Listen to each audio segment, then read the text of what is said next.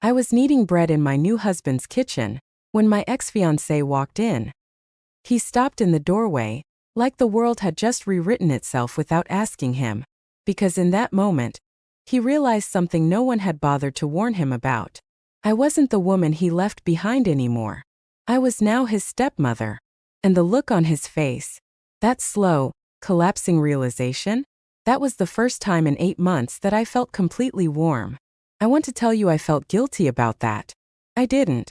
But first, let me tell you something about the morning my life ended. You're about to learn what happens when you betray the wrong woman. This is the story of a woman who was replaced by her own sister, by the man she was about to marry, and how she came back in a way no one saw coming. Before we begin, do me a favor, subscribe to Vengeful Hearts, where every story proves one thing: karma doesn't forget. And if you enjoy this story, drop a comment telling me where you're watching from. I always love hearing from you guys. Now let me tell you how it all happened. It was ordinary. That's the part nobody warns you about. There was no thunderclap, no cinematic music swelling in the background. There was just a Sunday in June, pale sunlight coming through the kitchen window, and the smell of the sourdough I'd left to proof overnight finally ready for the oven. I am a bread baker.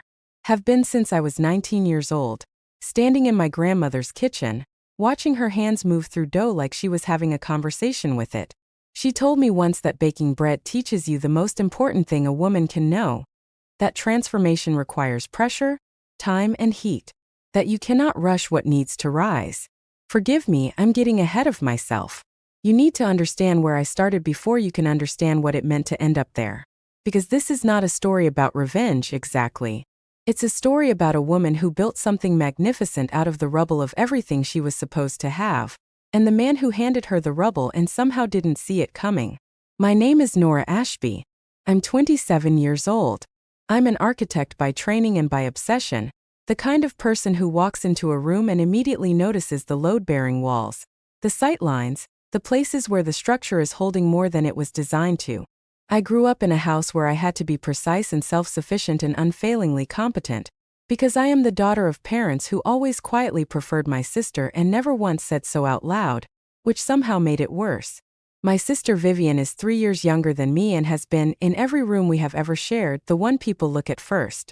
She has a voice that makes strangers stop walking. She performed at open mics on weekends, posted covers online, had a following of people who felt like she was singing directly to them. It was the most genuine thing about her. The rest of her was performance. She's extraordinarily beautiful and she's always known it, and she uses it with the fluency of someone who learned very early that beauty was the only currency that didn't require years of compounding interest. I loved her. I want to make that clear.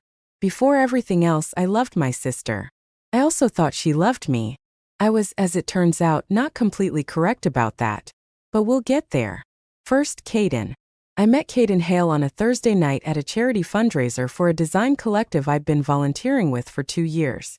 The venue was a converted textile warehouse, exposed brick, cathedral ceilings, Edison bulbs strung low enough that the whole room sat in amber. The kind of lighting that makes everyone look like the best version of themselves.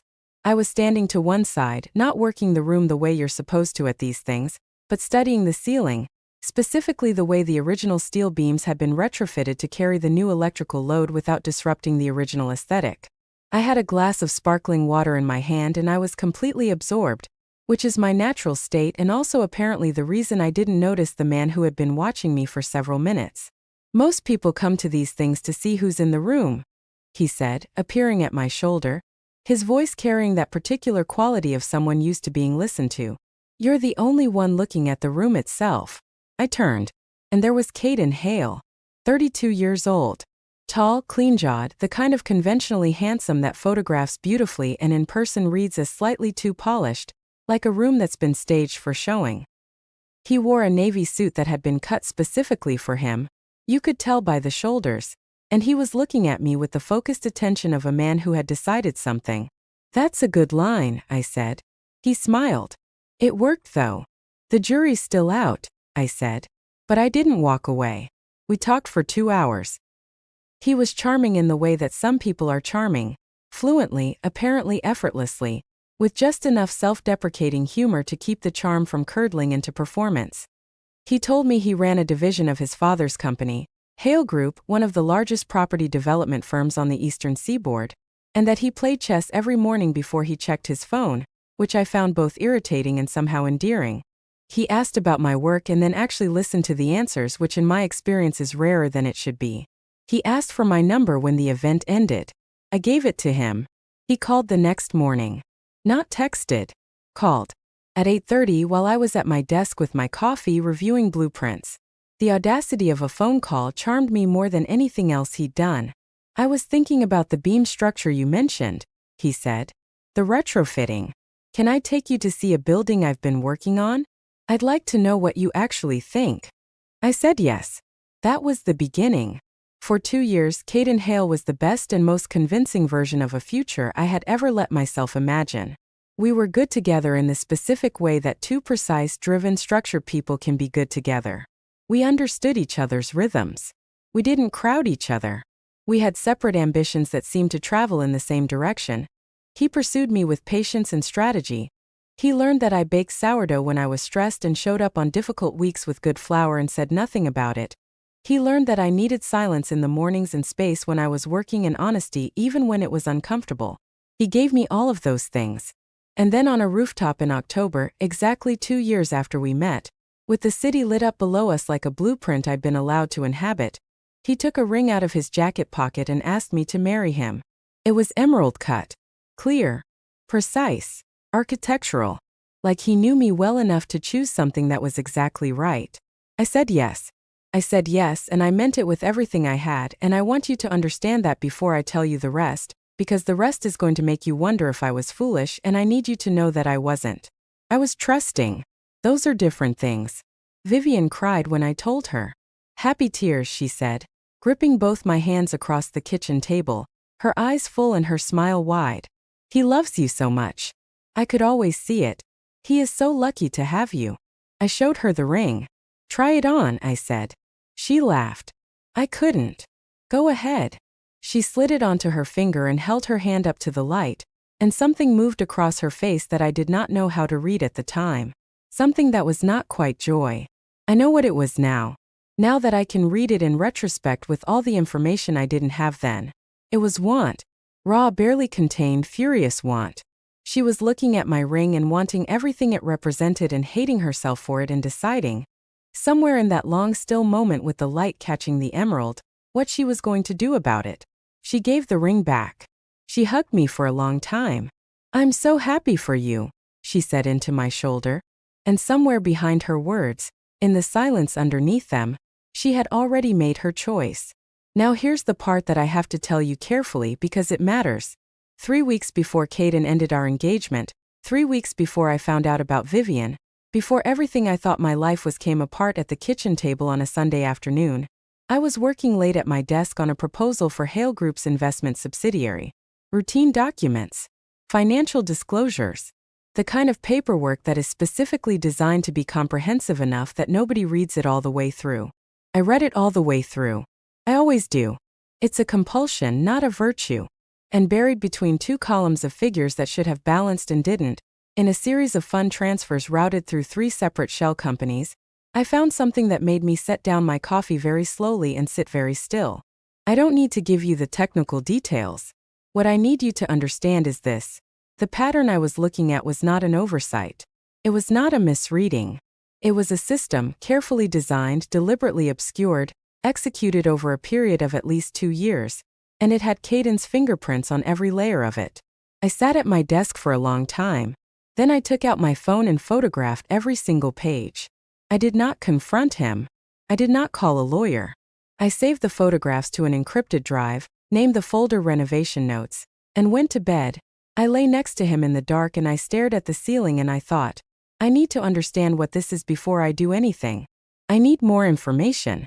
I need to be certain. I gave myself time. And in the time I gave myself, Caden ran out of it first. It was a Sunday. Late afternoon, the light going low and golden through the kitchen windows, the kind of light that makes everything look softer than it is. I had focaccia in the oven, rosemary and sea salt, his favorite, Because I was apparently the last person to know what was coming and therefore the only one who hadn't stopped trying. Caden sat down across from me at the kitchen table. He had his hands folded on the surface in front of him. His expression was composed in a way that was not calm, it was controlled, and controlled is different. It's what a person's face does when they've rehearsed the words so many times the emotion has been wrung out of them. "I need to end the engagement," he said. I looked at him. "I've been trying to find the right time. There isn't one." He paused. "Nora, it's Vivian." "I want to tell you," I screamed. "I want to tell you," I threw the focaccia at his head, which would at least have been appropriate. Instead, I sat very still, the way I'd been trained by a lifetime of being the composed one, the reasonable one, the one who held it together so other people could fall apart. The kitchen was completely quiet except for the low sound of the oven. "How long?" I said. He didn't answer fast enough. "Caden, how long?" 4 months. The oven timer went off. 4 months? We had been engaged for 8, which means that for exactly half of the time I had been planning our future, he had been building a different one. While I chose venues and called caterers and showed my sister ring photographs, while Vivian sat across from me at this kitchen table and cried what I thought were happy tears, this had already been happening. I stood up. I walked to the oven. I took out the bread. I set it on the rack. I smoothed the tea towel hanging from the oven handle with both hands. Once. Twice. Because I needed to do something with my hands or the thing building in my chest was going to decide for me what happened next. Then I turned around. "I need you to leave," I said. "Not now, I need you to leave for an hour. And when you come back, I need you to be ready to have a different conversation. Not this one. A real one." He blinked. He had expected tears or shouting, or the particular frozen silence of a woman whose world has just ended. He had rehearsed for those. He had not rehearsed for instructions delivered in a level voice by a woman who had just taken bread out of the oven. "Nora. An hour, Caden." He left. And the second the door closed, I sat down on the kitchen floor. Not dramatically, not in pieces. My legs simply made the decision without consulting me. And I pulled my knees to my chest and I pressed the heels of my hands into my eyes and I breathed. 1 minute. 60 seconds of just breathing. Then I stood up, washed my hands, went to my laptop, and opened a folder called Renovation Notes. Because here is what Caden did not know. What he could not have planned for, because he had never in our 2 years together understood the part of me that goes quiet when it is most dangerous. I already had everything I needed. And the question I was sitting on the kitchen floor answering was not whether to use it. It was when and how, and whether there was a version of what came next where using it would not cost me the only things I still valued. In 60 seconds I had an answer. The answer was not yet. Not yet, because I did not yet know enough about whose hands the gun actually belonged in. Caden had built this. But Caden did not build things alone. He was the face of a machine. And I needed to understand the machine before I moved against any part of it. When he came back an hour later, I was sitting at the kitchen table with tea, calm, and a legal pad I had been writing on. He sat down. "I want to understand the logistics," I said. "The apartment, the finances, the business relationship. Walk me through what you're proposing." He stared at me. "You're not going to..." He stopped. Started again. "You're not going to yell at me? I'm going to need you to walk me through the logistics," I said again. And the chess player, confronted with a board that did not look the way he had expected, made the mistake that chess players always make when they are unsettled. He started talking. He talked for 40 minutes. He told me almost everything I needed. I took notes. Now I want to tell you about my first week after, because I think people imagine that women who eventually succeed at something difficult didn't suffer first. That the competence cancels out the grief. It doesn't. I moved out in 2 trips. 2. I have spent 2.5 years building a life in that apartment and it fit into 2 carloads, and that was its own specific kind of devastation. Not because I wanted the things, but because it told me that I had never fully arrived. That some part of me had always been provisional. Waiting. I moved into a studio near my office. Small, bright, decent light. And an oven that was structurally more than adequate. The first morning, I woke at 5:30 from a dream I couldn't remember and went straight to the kitchen and made bread. Not because I was hungry. Because I needed something to be alive under my hands. Because kneading dough, pressing your weight into it, folding it back, pressing again, is the closest thing I know to turning chaos into structure. My mother called 4 times that first week. My father sent careful, useless texts. Texts like, "We heard. We're so sorry, sweetheart," which told me Vivian had already delivered her version of events, with herself as the romantic lead and me as a supporting character who hadn't been working out. What they did not say directly, what came through in the particular hesitation of parents who have always slightly favored the wrong child, was that they were also happy for Vivian. My grandmother called once. She said, "Are you baking?" "Yes," I said. "Good," she said. "Keep baking. And listen to me, Nora. A woman who knows how to wait is a woman who always wins. You just have to know what you're waiting for." She hung up before I could respond, which was very much her style. 3 weeks after I moved out, I was at my desk reviewing materials for the proposal I had been building for months. A residential development pitch for Hale Group's property division. A 40-minute formal presentation to the investment board, the kind of opportunity that comes once in 5 years if you're lucky and once in a career if you're not. I considered pulling out of it approximately 11 times. Every time I asked myself one question. Does Caden Hale deserve to cost me this? And every time the answer was the same. No, he does not. So I revised the proposal. I sharpened every line of it. I prepared for every question I could imagine being asked and several I couldn't. I printed it and marked it up and reprinted it, and I stayed at my desk until 2 in the morning 3 nights running, because the only antidote I had ever known to helplessness was precision. Now I need to tell you about Marcus Hale because everything that came next turns on understanding who he actually was. Not the version Caden gave me. Cold, transactional. A man who had replaced feeling with acquisition. But the real version, which was considerably more complicated and considerably more dangerous. Marcus Hale was 54 years old and had built one of the largest property development companies on the eastern seaboard from a background that included, at 17, sleeping in a car. He was silver-haired and broad-shouldered and dressed with the particular understatement of a man who has nothing left to prove, and when he walked into a room he did not fill it the way Caden filled rooms, loudly, charmingly, performing. He changed the room. Quietly. The way a structural element changes a building, not by being seen but by holding everything up. He had been married once. Eleanor. 17 years. She had died 8 years ago, not slowly. A sudden illness 3 weeks between diagnosis and end, the kind of timeline that does not allow for preparation or acceptance, only for the brutal fact of it. He had played piano every evening since she died. Jazz specifically, the piece she had loved most, which he could play from memory with his eyes closed and frequently did, alone, in a room at the end of a private corridor in his offices. He kept her books on the shelves. He had one son, Caden, whom he had raised mostly through financial provision and a degree of emotional distance that he understood now had cost more than it saved. Had in fact produced the specific kind of man who learns to navigate the world entirely through charm because nobody ever required anything else from him. He knew about the fraud. That is the part that changed everything for me when I eventually learned it. Marcus Hale had not been ignorant. He had not been deceived. He had found an earlier version of the same pattern 3 years prior, confronted Caden privately, accepted his son's assurances and chosen, in the way that powerful men choose things quietly without admitting what they are doing even to themselves, to believe them. Because the alternative was a reckoning he was not yet ready to have. He had covered for his son. And in doing so, he had guaranteed that his son would do it again larger with more confidence, with the knowledge that the floor would hold. I did not know this the first time I met him. I knew it the first time I looked at the documents I had photographed in my kitchen on a Thursday night in May. I knew that this went further than Caden. I did not yet know how far.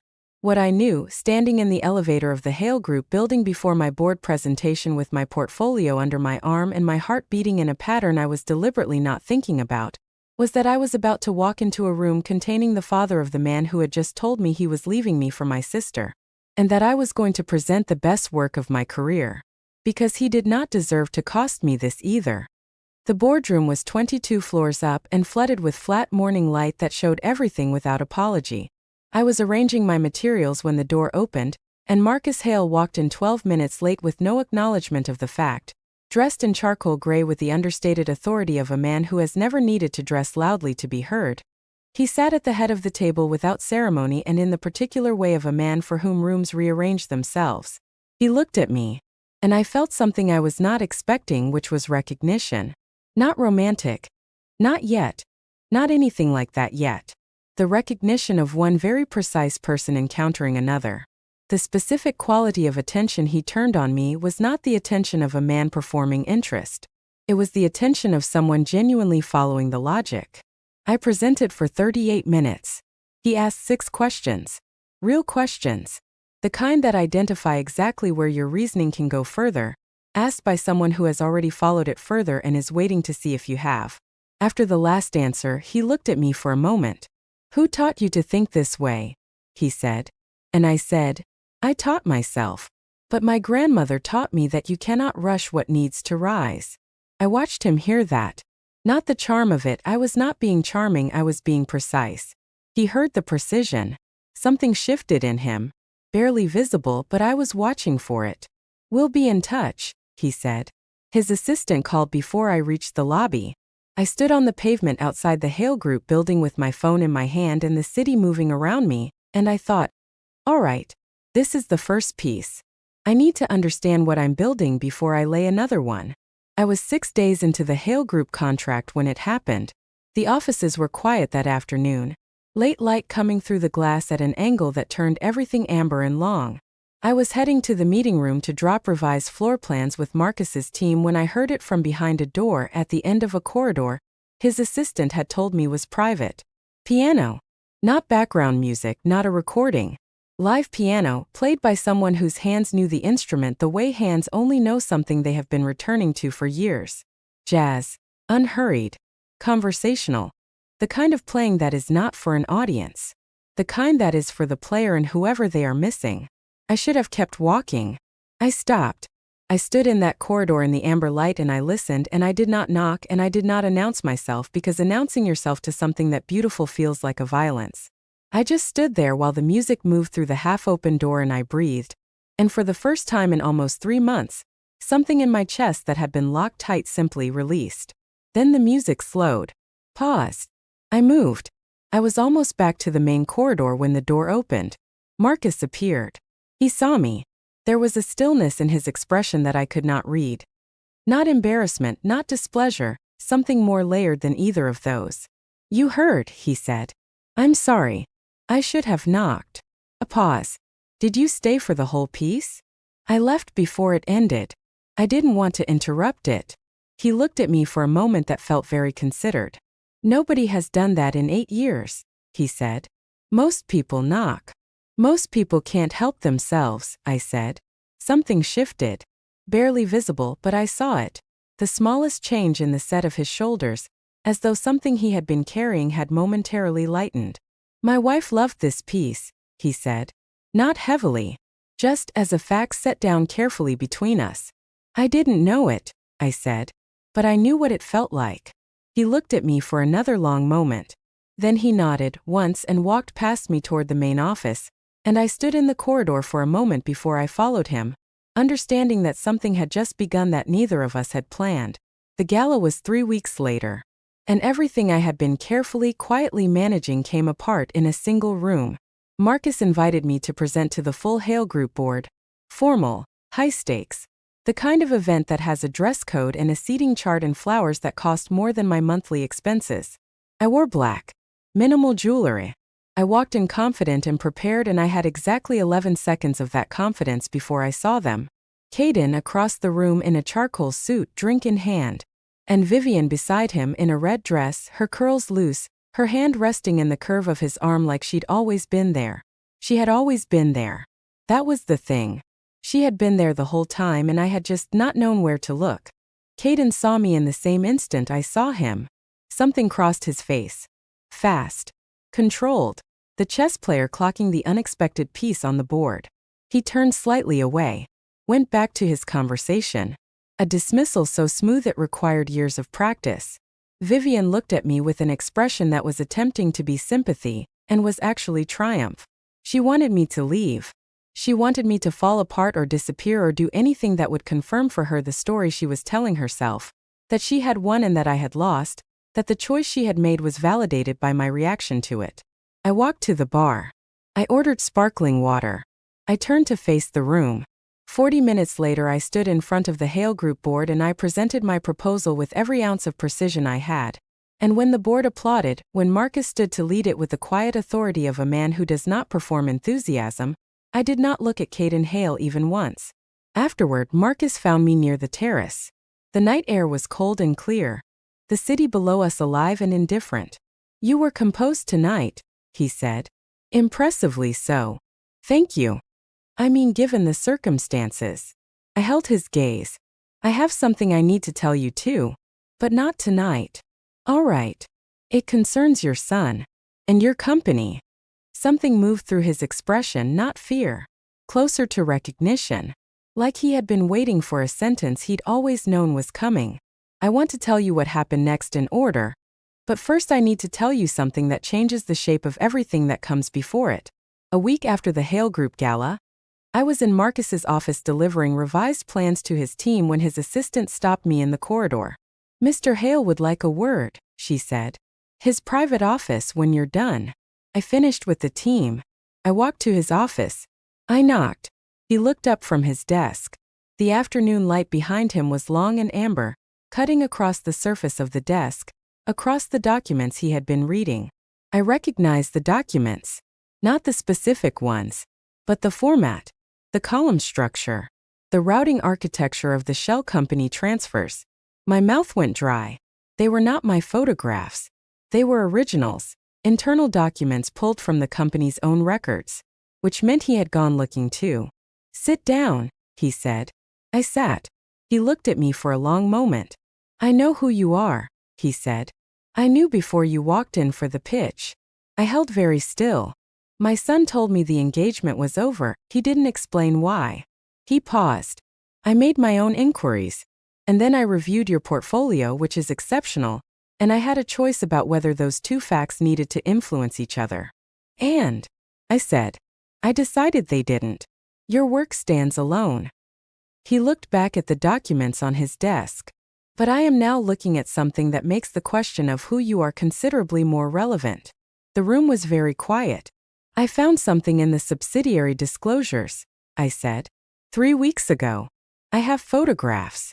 Something moved across his face. Not surprise. "How much did you find?" "Enough," I said. "And you didn't go to the authorities."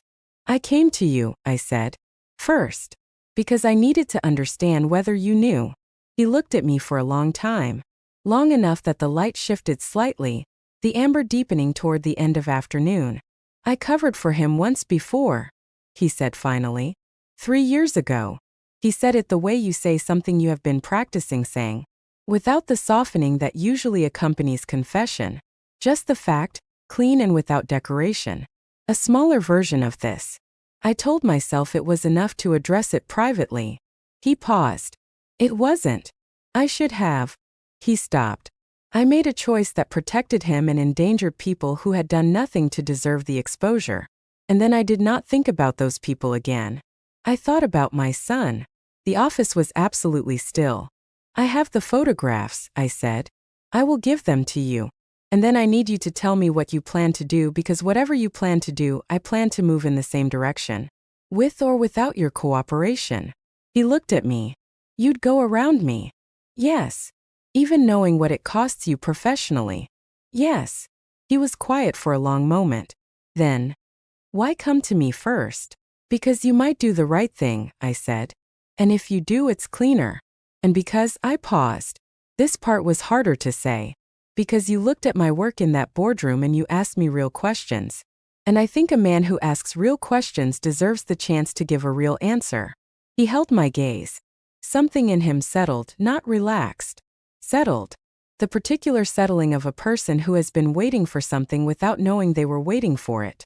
"I'll bring in an independent auditor," he said. "This week. I'll send you the photographs tonight," I said. I stood up. I was at the door when he said, "Miss Ashby." I turned. "Thank you for coming to me first," he said.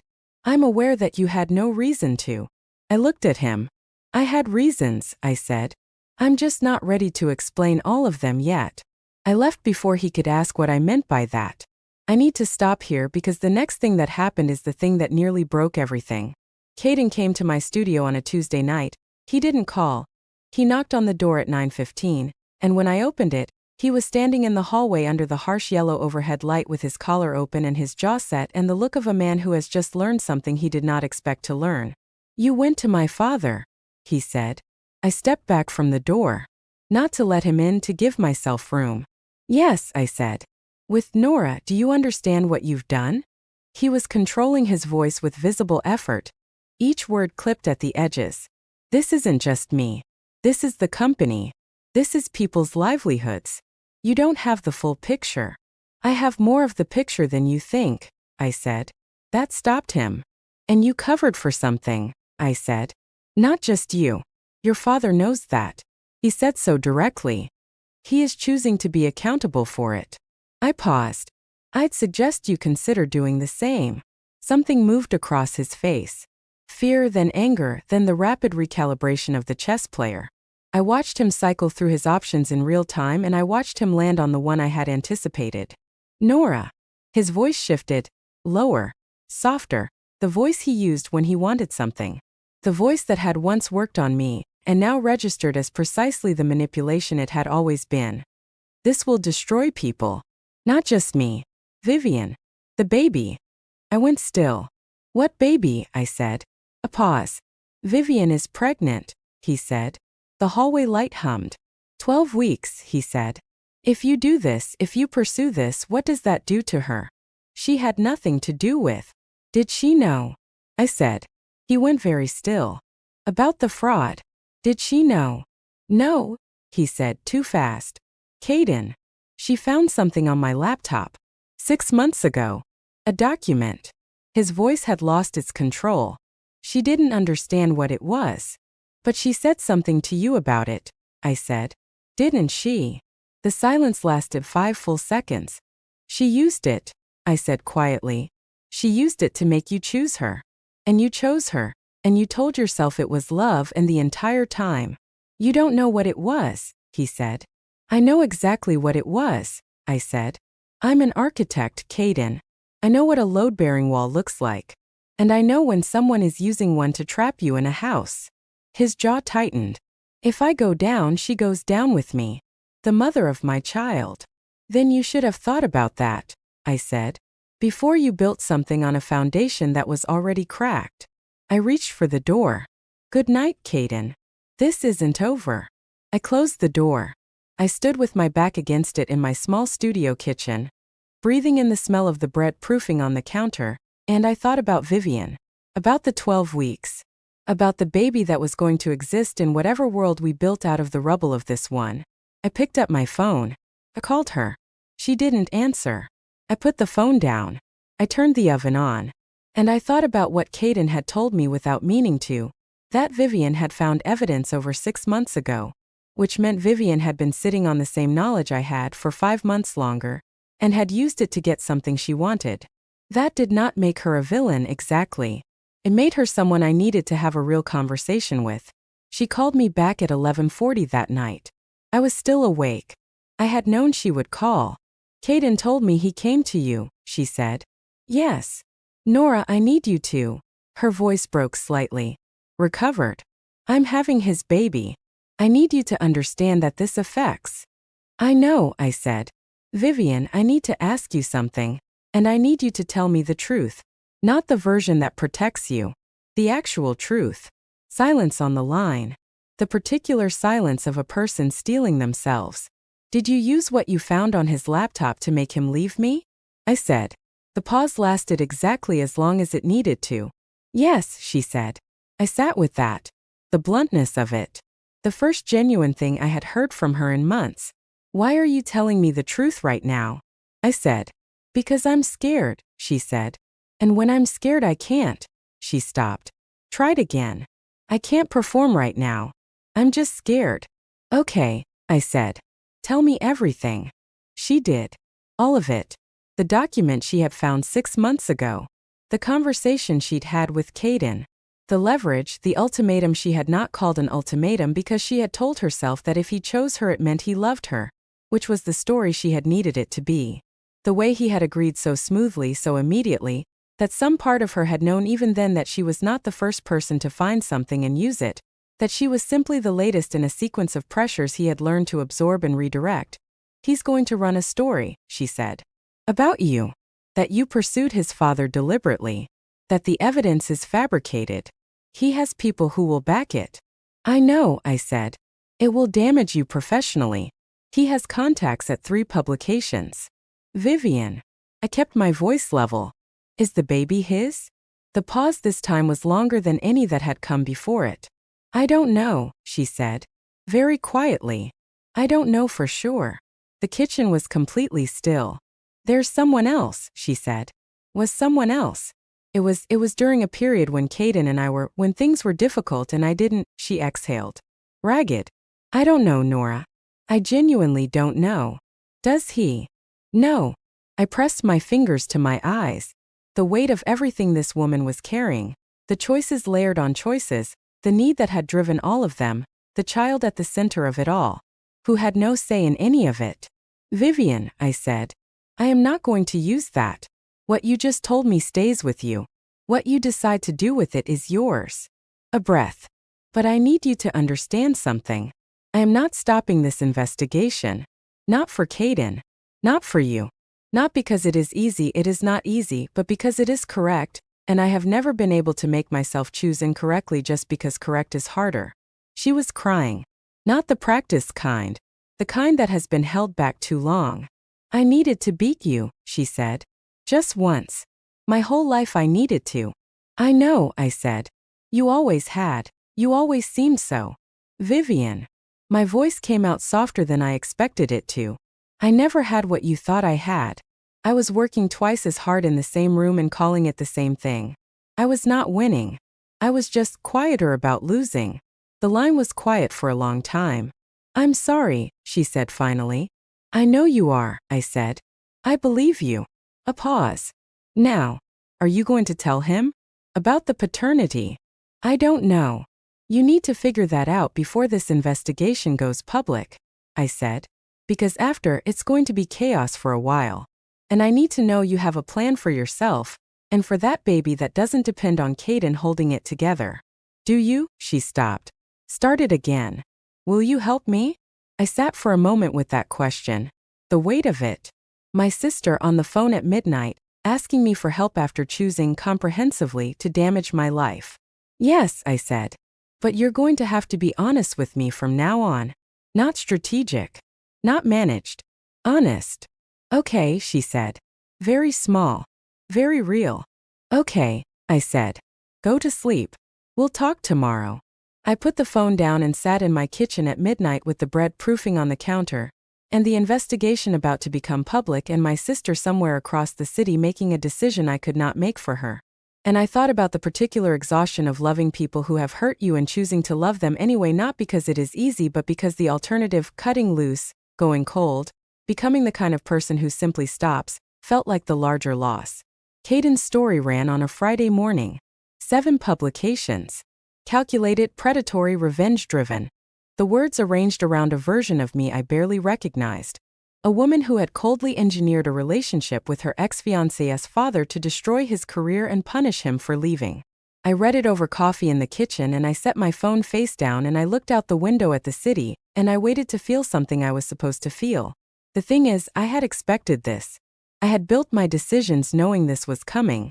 And so what I actually felt reading it was something closer to confirmation than devastation. He did the thing I said he would do. That means every other move I predicted is also likely correct. Marcus came into the kitchen. He had already read it. He poured coffee and sat across from me, and he looked at me with the steady attention he brought to everything, not performing calm, actually calm, in the way of a person who has assessed the situation and concluded that panic is not useful. He has 3 board members willing to corroborate parts of the narrative, he said. I've already spoken to my legal team. How bad is the professional damage? I said. Merfield pulled out. He said it directly. A client I have been building a relationship with for 4 months. 2 others are pausing. It will cost you. He held my gaze. I'm sorry. It's not. This is because of decisions I made 3 years ago. I want to be clear about that. The cost you're absorbing right now has my fingerprints on it. I looked at him. You couldn't have known he would. I could have known, he said. I chose not to. He set his coffee down. I am going to make that right. Not by interfering with the investigation. I won't do that. But in whatever way I can directly, I am going to make that right. You don't owe me. Nora. His voice was quiet, but it stopped me immediately. I am not doing it because I owe you. I'm doing it because it's correct. And because, he stopped. Something shifted in him. A choice being made in real time. Because I have been watching you navigate an impossible situation for 3 months with more precision and more integrity than anyone I have encountered in 36 years of business. And the idea of that being used against you because of my failures. He stopped again. I don't have the right words for it. The kitchen was very quiet. Marcus, I said carefully. What are you not saying? He looked at me for a long moment. I think you know what I'm not saying. I did. I had known for several weeks. The piano, the questions in the boardroom, the particular quality of attention which was not professional, had not been professional for some time. This is complicated, I said. Considerably, he agreed. Your son is going to use it against me. Against you. Yes. The press story already implies. Yes. And you're still. Yes, he said. Simply. Without performance. I'm aware of every complication. I've thought about nothing else for several weeks. And the conclusion I keep arriving at is, he paused, that I have spent 6 years being very careful. And careful has cost me more than risk ever did. I looked at this man. His son's father. The man who had covered for the fraud that had indirectly allowed my life to be dismantled. The man who had walked into the room of my presentation and asked the only question that had ever made me feel completely met. The man who played piano alone and left the door open a little wider on the evenings I was working late. I need time, I said. I know. Not because I stopped. Tried again. Not because the answer is no. Something in him changed. Barely visible. But I was watching. Take whatever time you need, he said. And that was all. We finished our coffee. He went to his study. I went to my drawings. And somewhere in the city, the story about me was circulating and Caden was watching it. And I was sitting at my desk thinking about the fact that in 6 weeks an independent auditor's findings would be delivered to the relevant authorities. And the question was not whether Caden would face consequences but whether I would be standing in a position of strength or exhaustion when he did. I decided it would be strength. I decided deliberately, consciously, sitting at my desk with my pencil in my hand and my heart doing something I was not ready to name. Then I opened my drawings and I went to work. The auditor's findings were delivered on a Tuesday morning in late November, and by noon Caden's legal team was in motion. They were expensive and quick and very good at the specific work of slowing a process while appearing to cooperate with it.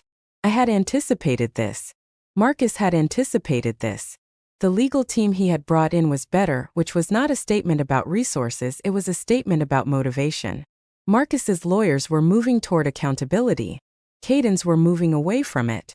The difference in direction matters more than the difference in speed. What I had not fully anticipated was Caden's final move. I was at my desk on a Thursday afternoon when Marcus called. His voice had the particular quality of controlled concern, present, focused, not panicking. He's filed a countersuit, he said. Against you specifically, alleging defamation and tortious interference with business relationships. I set down my pencil. On what grounds? I said. On the grounds that the evidence you provided was obtained through breach of fiduciary duty during your professional engagement with the subsidiary. A pause. It's not going to succeed. My lawyers are confident. But it's going to extend the timeline. And it's going to cost you in legal fees. How long? I said. Potentially 6 months before a dismissal. 6 months. 6 months of being publicly named in a countersuit. Of the story staying alive in the press. Of clients pausing, waiting, watching. Okay, I said. Nora. I said okay. I said. He's using the last card he has. It means he's out of cards. 6 months is manageable. A pause. Are you certain? No, I said honestly. But I'm going to be. He was quiet for a moment. Then, I'd like to take you to dinner tonight. Not about any of this. Just dinner. I looked at the bread cooling on the rack. Sourdough, finally risen correctly after 3 attempts that week, golden and patient and real. Yes, I said. And that. Not the proposal. Not the wedding. Not the moment in the corridor where I walked past Caden without looking at him. That yes, quiet and deliberate and full of everything I wasn't saying yet, was where it actually began. He proposed 4 months later. Not on a rooftop. Not with ceremony. We were in his kitchen at 7 in the morning, both of us awake early, both of us with coffee, the city gray and beginning outside the window, and he turned from the window and looked at me with an expression that was entirely unguarded in a way I had never seen on him before in any professional context. I want to ask you something, he said. And I need you to know that whatever you say, none of the rest of this changes. Your work. The audit. None of it is contingent on. Marcus, I said. Ask me. He looked at me. Will you marry me? Not a speech. Not the architecture of a grand gesture. Just the question, asked directly, by a man who had learned the hard way that ornamentation is not the same thing as honesty. Yes, I said. He took a ring from his jacket pocket. He'd been carrying it, I realized, for some time, waiting for a morning that felt like this one. Simple. Clear. Nothing decorative about it. He slid it onto my finger. We stood at the window while the city woke up, not saying anything, in the particular quiet of 2 people who have both survived significant damage and chosen, consciously, to be in the same room anyway. Then he handed me my coffee and picked up his own and went to sit at the kitchen table and opened his newspaper. And I went to my drawings. And we existed in the same space in the way of people who do not need to perform being together. That was the most romantic thing that had ever happened to me. The story broke before we could announce it ourselves.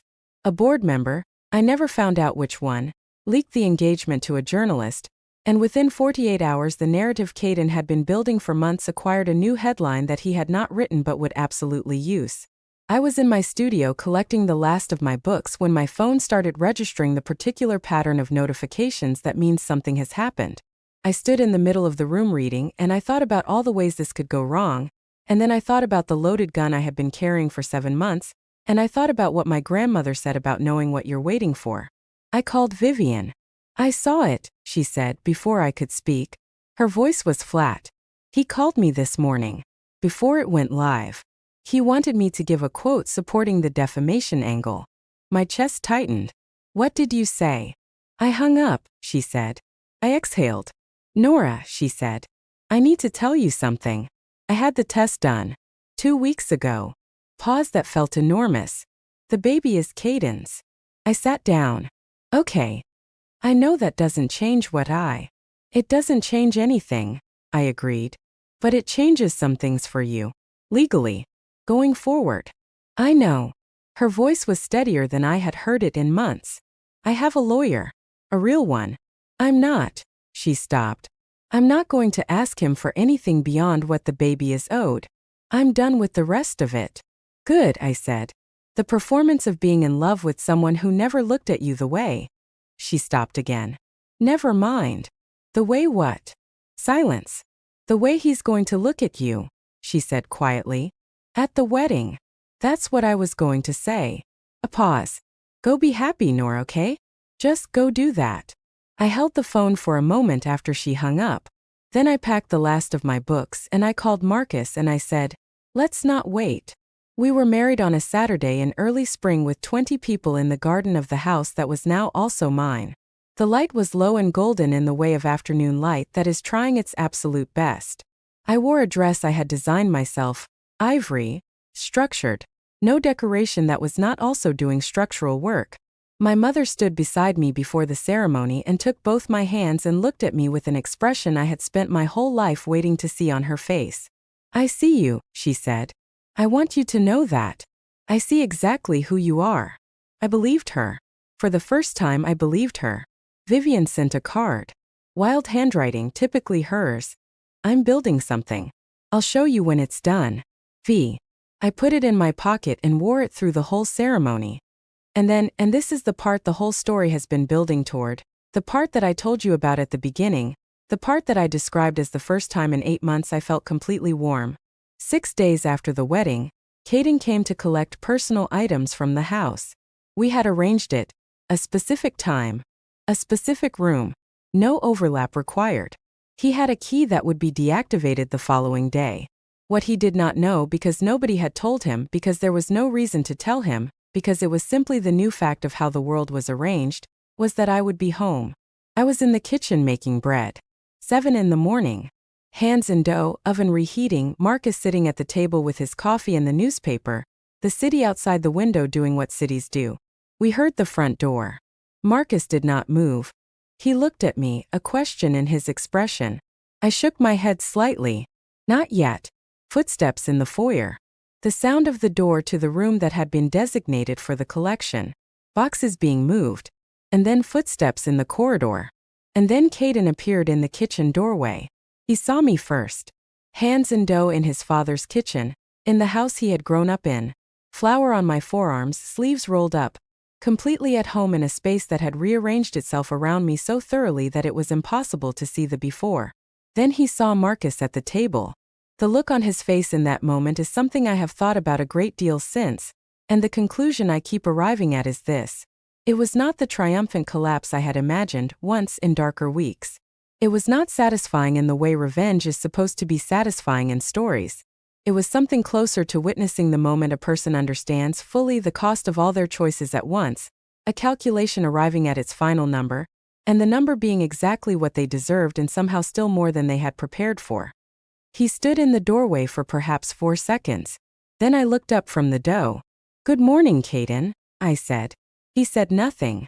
"The items are in the side room," Marcus said, without looking up from his newspaper. Caden stood for another moment. Then he left. The front door closed. The key for the last time turned in the lock. Marcus turned a page. I went back to the bread. And the kitchen was quiet and warm and smelled of rosemary and effort and everything I had built out of the wreckage of the life I was supposed to have, and I thought, not triumphantly, not in the cinematic way you might expect, I just thought, yes, this is what I was building. The countersuit was dismissed 5 months later. The independent audit resulted in a settlement that stripped Caden of his directorship and his subsidiary and the carefully maintained image he had polished for a decade. He did not go to prison. Marcus did not push for it, which I understood even when it cost me something to understand it, because some accountabilities are legal and some are personal and some are lived with every day in the quiet of a private reckoning, and Caden's version of all three was already underway in ways no court could have arranged. He moved to another city. He started over with a fraction of the resources and none of the certainty. Vivian had her daughter in late April. Clara, 7 pounds, with a serious expression that, according to the photograph Vivian sent at 3 in the morning, already looks like she is evaluating the structural integrity of the room. Vivian is performing again. She sent me a voice note last week, 30 seconds, just her singing to the baby in the dark. Something slow and completely unguarded. Exactly as it always sounds when it's real. I listened to it 4 times. I am still an architect. I still bake bread on Sunday afternoons. I still walk into rooms and look at the ceiling before I look at the people. I still need silence in the mornings and space when I am working, in honesty, even when it is uncomfortable. I am not the same person who sat on a kitchen floor in June with her hands pressed against her eyes, breathing in the smell of bread going cold. I am who that person became, which is different and harder and more honest and more capable than anything I was before. My grandmother told me that transformation requires pressure, time, and heat, that you cannot rush what needs to rise. She was right. She was talking about bread. She was also talking about everything else. There is one more thing I want to tell you, and it is the truest thing in this whole story. On the evenings Marcus plays piano, he leaves the door open a little wider than usual. Just slightly. Just enough. I never knock. I just stand in the corridor and listen to the whole piece all the way through. And then I go back to what I was doing. And so does he. And the music is still there between us, in the air, belonging to both of us in the way that good things do. Not because anyone claimed it, but because both of you were present for it. That is the whole story. That is all of it. Be honest. Was this revenge? Or was it justice? I want to know what you think. Drop your answer in the comments. And if this story hit you somewhere you weren't expecting, don't forget to like the video and subscribe to Vengeful Hearts. Because the next story is already waiting, and it doesn't get easier.